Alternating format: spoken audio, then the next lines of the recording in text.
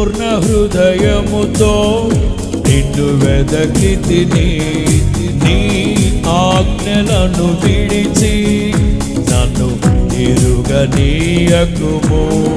పాడదాం.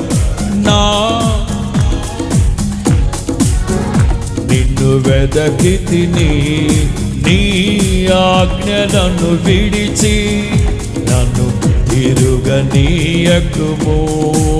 ధైర్యమునిచ్చే నీ వాక్యముతో నీ బలమును పొంది దుష్టుని ఎదిరింతును.